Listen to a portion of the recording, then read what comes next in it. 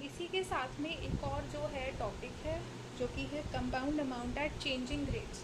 ठीक है, तो इस टॉपिक में आपको कुछ नहीं करना है।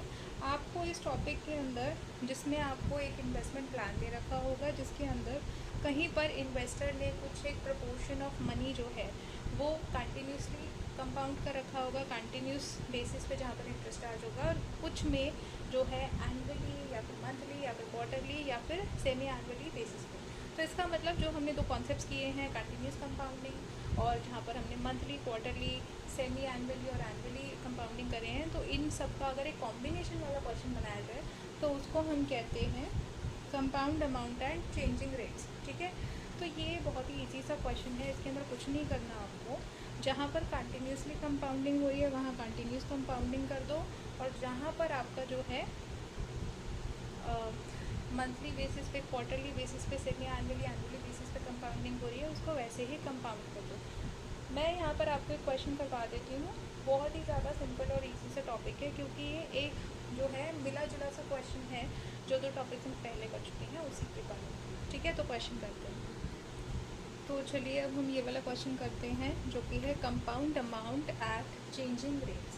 ठीक है, यानी कि यहाँ पर आपका कंटिन्यूस एंड जो मल्टीपल कंपाउंडिंग्स थे वो सारे के सारे जो है मेथड्स को यूज़ करके, मिक्स करके जब हमने इन्वेस्टमेंट कर रखी होती है तो उस सिचुएशन में हमें कैसे अपना कंपाउंड अमाउंट निकालना है। ठीक है, अब ये क्वेश्चन देखिए, mister x deposited ₹10,000 in a bank for 3 years offering interest at the rate of 6% compounded half yearly during first year, at 12% compounded quarterly during second year, and at 10% compounded continuously during third year. Find his balance after 3 years। यानी कि mister x है कोई जिन्होंने एक bank में जो है 10,000 रुपये डिपॉजिट किए हैं 3 साल के लिए। तो पहले साल के लिए तो जो उनके 10,000 है उसके ऊपर कंपाउंडिंग होगी हाफ ईयरली बेसिस में, जिसमें रेट ऑफ इंटरेस्ट रहेगा 6%। और क्योंकि ये पहला साल है इसलिए यहाँ पर टी हम लेंगे 1। ठीक है, अब यहाँ पर हाफ ईयरली कंपाउंडिंग हो रही है तो मतलब एम हो जाएगा 2, राइट। दूसरे साल में जो आपका रेट ऑफ इंटरेस्ट है वो 6 से बढ़ के 12% हो जाएगा, और कंपाउंडिंग हो जाएगी क्वार्टरली, यानी कि साल में 4 बार आपकी कंपाउंडिंग होगी। तो यहाँ पर आपका जो टी होगा वो हो जाएगा 1। ठीक है, क्यों? क्योंकि आप देख सकते हैं इससे पहले वाला जो कंपाउंडिंग था उसका रेट ऑफ इंटरेस्ट अलग था, और पहले साल के लिए आपको 6% पे जो है ब्याज दर मिल रहा था। अब ये जो दूसरा साल है ये अलग हम जो है कैलकुलेट करेंगे, क्योंकि यहाँ पर सिर्फ सेकेंड ईयर की बात हो रही है। यहाँ पर ये नहीं लिखा हुआ कि आगे आने वाले 2 साल, यहाँ लिखा है सेकेंड ईयर। तो सेकेंड ईयर यानी कि अपने आप में 1 ईयर है। फर्स्ट ईयर की कैलकुलेशन देखिए अलग थी, उसकी कंपाउंडिंग हमने अलग करी है, उसका कैलकुलेशन अलग किया है। अब जो सेकेंड ईयर है वो कहने को सेकेंड ईयर है, लेकिन फर्स्ट ईयर में जो है वो इन्वॉल्व नहीं होता, यानी फर्स्ट ईयर को वो टच नहीं करता। ठीक है, फर्स्ट ईयर का अलग कैलकुलेशन ऑलरेडी हो चुका है। तो सेकेंड ईयर यानी कि अपने आप में 1 साल, पूरा साल। ठीक है, तो यानी कि जो दूसरा साल है उसको हम उसके अंदर टी लिखेंगे 1, और एम हमारा, क्योंकि यहाँ पे क्वार्टरली बेसिस पे जो है कंपाउंडिंग हो रही है तो एम हो जाएगा हमारा 4। ठीक है, अब थर्ड ईयर यानी कि तीसरा साल, यानी कि इस सिचुएशन में भी ये वाला जो इन्वेस्टमेंट है इसमें भी आपका टी रहेगा 1, क्योंकि हर एक साल के लिए आपको अलग अलग इन्वेस्टमेंट प्लान्स दे रखे हैं। ठीक है, तो टी यहाँ पे भी 1 हो जाएगा। अब यहाँ देखते हैं कंपाउंडिंग कैसे हो रही है। यहाँ पर आपका रेट ऑफ इंटरेस्ट है 10% और कंपाउंडिंग हो रही है कंटिन्यूसली। ठीक है, तो आप देख सकते हैं आपने एक बैंक में पैसे डिपॉजिट किए, प्रिंसिपल अमाउंट है 10,000 रुपये। प्रिंसिपल अमाउंट जो है वो सेम है तीनों ही केसेस में।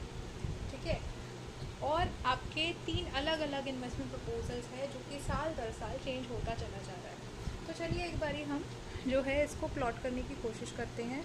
हमारे यहाँ पे कोई स्पेसिफिक फॉर्मूला नहीं है, क्योंकि हमारे को जिस हिसाब से इन्वेस्टमेंट प्लान्स दे रखे होंगे उसी हिसाब से हमारे को यहाँ पर जो है अपना फॉर्मूला लिखना पड़ेगा।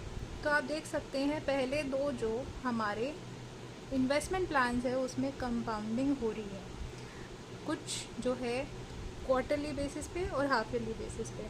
तो जो हमारा फॉर्मूला है that will become 1 plus r upon m into m t, फिर दोबारा से 1 प्लस आर अपॉन एम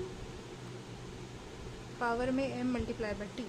ठीक है, आप देख सकते हैं ये दो इन्वेस्टमेंट प्लान हैं, इनके लिए मैंने दो अलग से फॉर्मूलाज लिखे हैं। सेम फॉर्मूला है आपका कंपाउंड इंटरेस्ट का, ठीक है, नॉन कंटिन्यूस बेसिस वाला, और इनको आपस में हमने मल्टीप्लाई करना है बाद में, तो इसलिए यहाँ पर कोई प्लस का साइन नहीं है, कुछ नहीं है, मैंने सीधा मल्टीप्लाई करने के लिए सीधा ब्रैकेट में ये जो है फॉर्मूला लिख दिया, राइट। अब तीसरा जो आपका प्लान था वो था कंटिन्यूस कंपाउंडिंग का, तो यानी कि उसका फॉर्मूला क्या होता था, s is equals to p e की पावर आर इंटू टी। अब पी तो आपने एक ही बार लिखना है क्योंकि पी आपका चेंज नहीं हो रहा, प्रिंसिपल अमाउंट आपका तीनों ही इन्वेस्टमेंट में सेम है, ठीक है। तो इस सिचुएशन में आपने पी जो है वो कॉमन लेना है तीनों में ही, और यहाँ पर आपका कंटिन्यूस जो फॉर्मूला है उसको लिखने के लिए हम ई की पावर आर इंटू टी ऐसे लिख देंगे, ठीक है। अब इसमें जितने भी वैल्यूज़ हैं उनको पुट कर दो, तो वैल्यूज़ आ जाएंगी 10,000,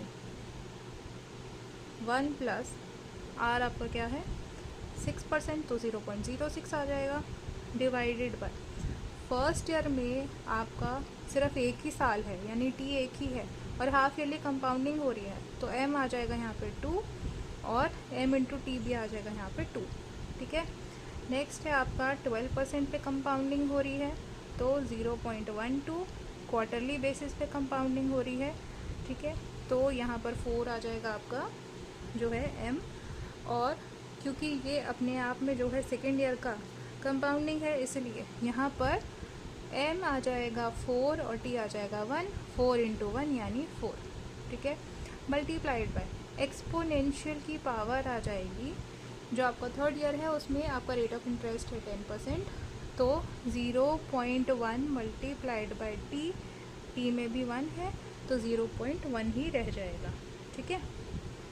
अब आप इसको सॉल्व कर लीजिए अकॉर्डिंगली, और सॉल्व करने के बाद में आपका जो सॉल्यूशन आएगा that will be 10,000 multiplied by 1.919405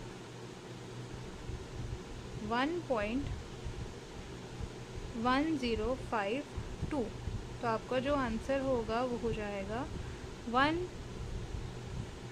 rupees 13,196.64, ठीक है। तो इस तरीके से आपको जो कंटिन्यूस और नॉन कंटिन्यूस कंपाउंडिंग के कॉम्बिनेशन का जो क्वेश्चन है जिसका नाम है compound amount at changing rates, उनके क्वेश्चंस को सॉल्व करना है। आई होप आपको समझ आए होंगे सारे क्वेश्चंस। Thank you.